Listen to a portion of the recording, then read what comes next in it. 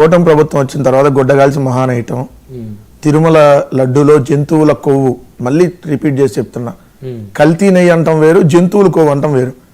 తిరుమల లడ్డులో జంతువుల కొవ్వు కలిసిందని ముఖ్యమంత్రి గారు మాట్లాడటం దాన్ని సమర్థిస్తూ ఉప ముఖ్యమంత్రి పవన్ కళ్యాణ్ గారు అవును 1,00,000 లడ్డూలు తయారు చేసి అయోధ్య కూడా పంపించాం ఈ జంతువుల కొవ్వుతో అని చెప్పటం దాని మీద వాళ్ళు ఎంత రాద్ధాంతం చేశారో ఏ విధంగా హిందూ మత భక్తుల్ని ఏదైతే ఒక ఇదిగా తీసుకొని వెళ్ళి ఒక మతాన్ని కించపరిచేట్టుగా మాట్లాడారు ఇవన్నీ చూసినప్పుడు ఆ రోజు మాజీ చైర్మన్ గా ఉన్నటువంటి బోమన కరుణాకర్ రెడ్డి గారు డైరెక్ట్ గా తిరుమల కొండ మీదకి వెళ్ళి అక్కడ దానికి సంబంధించి ఆయన కూడా అరిచేతిలో వేసి ఇది కూడా నేను నిరూపించుతున్నా నేనే తప్పు చేయలేదని చెప్పి భగవంతుడు సన్నిధులు ఎందుకంటే వెంకటేశ్వర స్వామి సన్నిధులు సో ఈయన కూడా అదే ప్రమాణం చేయడానికి జోగి రమేష్ గారు ఎందుకంటే ఇక్కడ కల్తీ మద్యం అనేది తెలుగుదేశం పార్టీకి సంబంధించినటువంటి ఒక నియోజకవర్గ ఇన్ఛార్జ్ ఏదైతే మొన్న పోటీ చేసి ఓడిపోయినటువంటి అభ్యర్థి ఎవరైతే ఉన్నారో తంబాలపల్లి నియోజకవర్గం ఆయన నియోజకవర్గంలో జరిగింది జయచంద్రారెడ్డి గారు ఆయన నియోజకవర్గంలో జరిగింది వీళ్ళేమన్నారు అసలు ఆయన పెద్దిరెడ్డి గారి కోవట్టు అని చెప్పి ముందు మాట్లాడిన తర్వాత మళ్ళీ కొత్త స్టోరీని వెళ్ళారు ఎందుకంటే ప్రజల్లో ఆల్రెడీ కల్తీ మద్యం మీద బాగా చర్చ జరుగుతుంది కాబట్టి లేదు ఇటన్నిటికీ వైఎస్ఆర్సీపీ వాళ్ళు వెనకాల ఉన్నారని చెప్పి అంటగట్టేటటువంటి ప్రయత్నం చేసినప్పుడు జోగి రమేష్ గారిది ముందు ఆయన తీసుకొని వచ్చారు ఎవరైతే ఈ ప్రభుత్వం ఇప్పుడు నిన్న కూడా మీరు పత్రికలు చూస్తే ఆయన 2 మొబైల్ ఫోన్లు ఒకటేమో ఆఫ్రికాలో వదిలేసి వచ్చాడంట ఒకటేమో ముంబైలో వదిలేసి వచ్చాడంట మరి వీళ్ళేమో చాటింగ్లని లేదంటే ఏదో ఫోటోలని వీళ్ళతో చాటింగ్లని వీళ్ళు రిలీజ్ చేస్తున్నారు మరి ఎక్కడి నుంచి వస్తుంది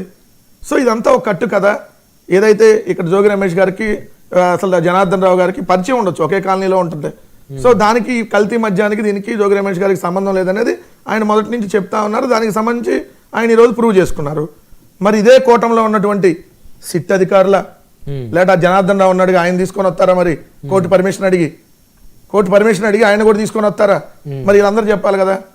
సో దీన్ని ఏమంటారు ఇది అసలు పొలిటికల్ యాంగిలే కాదంటారు మహేష్ గారు నాకు ఆశ్చర్యం కలిగింది పొలిటికల్ యాంగిల్ కాకుండా ఎట్లయిద్ది అంటే ఆయన ఏమన్నారంటే కోర్టుకి ఎమోషన్స్ తో పని లేదు ఎవిడెన్స్ తోనే పని అనేది వారు అంటారు చెప్పండి సార్ 16 నెలల క్రితం మా మీద ఇల్లు ఆరోపణలు చేశారు ఏమని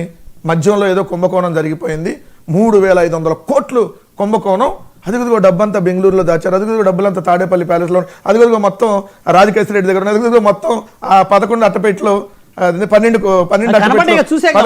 ఏది ఆయన ఎవరు ఆయన పేరు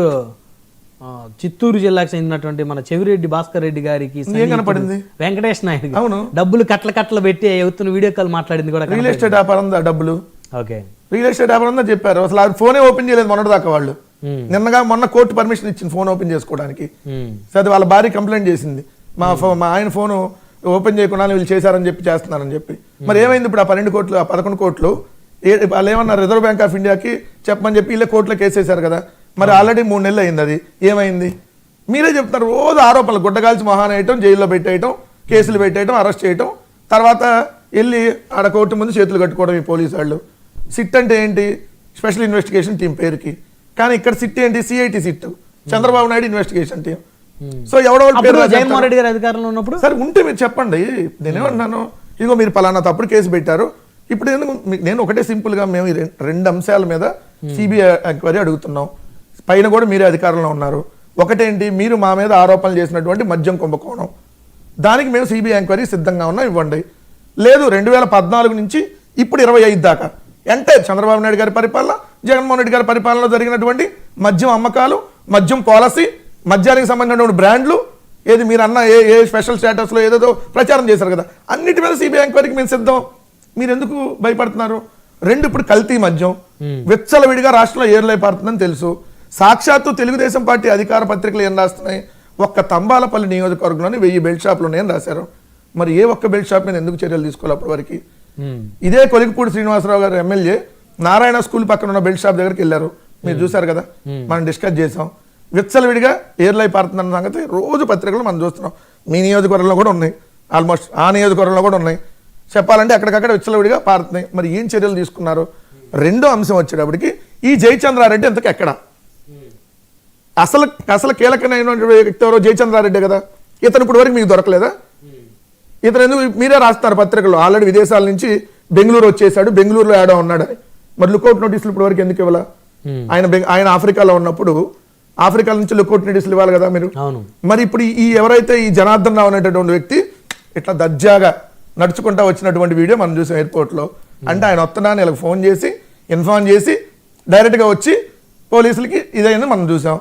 అంటే దీన్ని బట్టి మనం అర్థం చేసుకోవాల్సింది ఏంటని, జనార్దన్ రావుని అక్కడ ముందు పెట్టి మొత్తం సిట్టు చేత ఒక కట్టు కథలు ఇచ్చి వైఎస్ఆర్ కాంగ్రెస్ పార్టీ మీద దుష్ప్రచారం చేయాలని IVRS కాల్స్ కూడా చేశారు వీళ్ళు. సో దాని